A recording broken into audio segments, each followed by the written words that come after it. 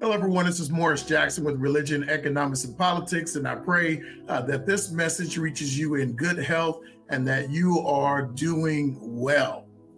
Look, there are a couple of things I'd like to talk about, and I'm only going to address one today, and then I'll give you a preview of what I'm going to speak on in the next coming or the upcoming podcast. So this one will be really short.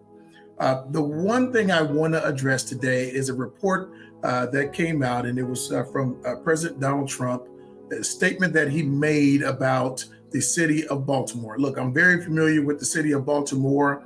I worked and lived in and around that area, throughout my professional life. So Donald Trump said that the city of Baltimore is hopeless.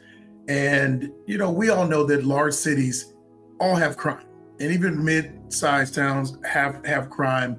Look, let me explain something to you. I also used to be a law enforcement officer, and I can tell you that crime exists in small towns, rural areas, as well as larger cities, and like I said, again, mid-sized towns. So Baltimore is not unique, although it has its own certain set of circumstances and issues that they're dealing with. It is by no means the only city that is dealing with crime or should be considered hopeless. But anyway, I digress. The story that Trump used to try to springboard off of, if you will, is the report of a 5-year-old little girl who was shot and killed.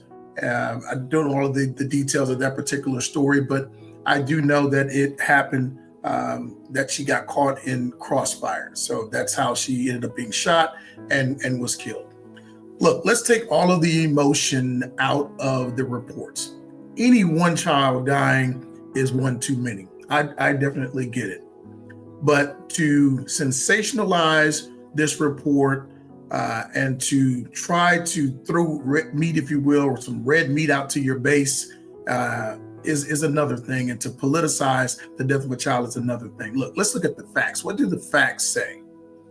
The CDC published a report, and you can look that up for yourself.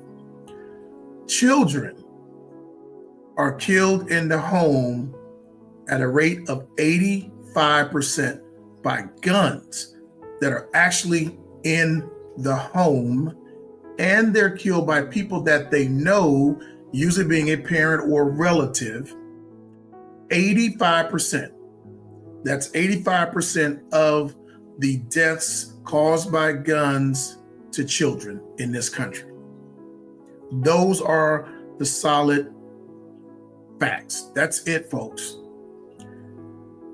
12%. And I say this contextually when I say only 12%, because we all know that 1% or even 0.5% of children dying at the hands of a gun or anyway is too much. But it's 12% when it comes to a random shooting or a child getting caught in the crossfire of gunfire. So those are the facts. 85% of the child deaths that are caused in this country are caused by guns in the home, and it is generally a relative or a parent that child is killed by. Now, that's the sad truth, and that's where we really need to focus our attention on, and what is going on in America.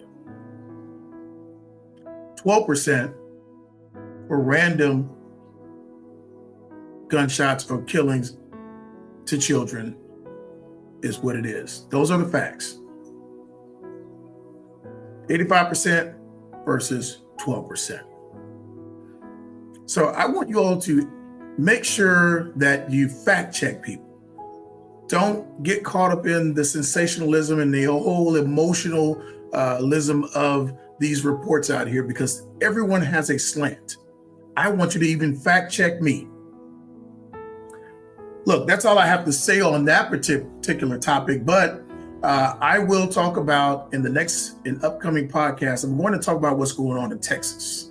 And as I dubbed it, it is the showdown in Texas between the Republicans and the Democrats over the whole redistricting issue. If you haven't heard about it, well, you know Donald Trump has basically asked his good old buddy down in Texas, our governor, I live here in Texas, our governor, Greg Abbott, for 5 more seats, because he knows that what he passed, or that big ugly bill that he passed, has gotten his party in a lot of trouble. So he's afraid that they're going to lose their edge come next fall. So he wants to try to rig the system ahead of time. But anyway, I don't want to get too far into that, but I will talk about that. And I also will talk about the, how shall I put it, the militarization of our police department, and especially the police department in DC. And we'll talk about the special provisions and why Donald Trump is able to do that. But anyway, folks, I just want to drop in real quick and leave you that word. Look, fact check and remove the emotion out of it. And let's get down to the root of the issue. You all take care. God bless. I'm Morris Jackson, Religion, Economics, and Politics. We'll see you next time.